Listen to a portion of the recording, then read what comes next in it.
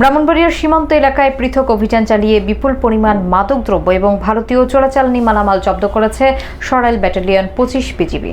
গত 2 দিনে বিজয়নগর উপজেলার বিভিন্ন স্থানে অভিযান চালিয়ে এসব অবৈধ পণ্য উদ্ধার করা হয়। সীমান্ত নিরাপত্তার বিজিবি গোয়েন্দা নজরদারি বৃদ্ধির ফলে এই সাফল্য এসেছে বলে জানিয়েছেন কর্তৃপক্ষ। বিস্তারিত দেখুন শাহগীর মৃধার প্রতিবেদনে।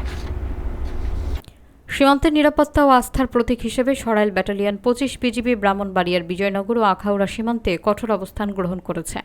গত 12 জানুয়ারি লক্ষ্মীপুর বিওপির একটি টহল দল সীমান্ত পিলার এর নিকটবর্তী এলাকায় অভিযান চালিয়ে পরিত্যক্ত অবস্থায় 1780 পিস ইয়াবা এবং 2 কেজি গাঁজা জব্দ করে। জব্দকৃত এই মাদকের বাজার মূল্য প্রায় 5,41,000 টাকা বলে জানানো হয়েছে। বিজিবি সূত্র আরও জানায়, গত 11 এবং 12 জানুয়ারি সিঙ্গারবিল বিওপির পৃথক দুটি অভিযানে কাশীনগর ও নোয়াবাদী এলাকা থেকে আরও 80 কেজি গাঁজা উদ্ধার করা হয়।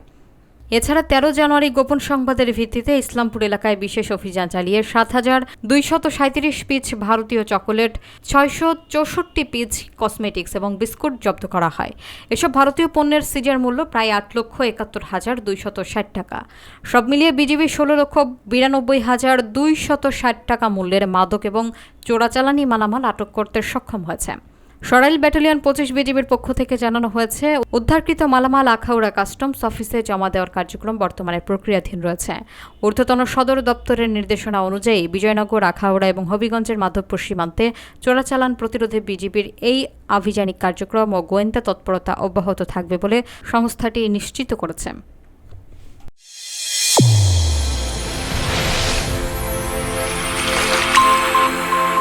চ্যানেল A1 হৃদয়ের স্পন্দন।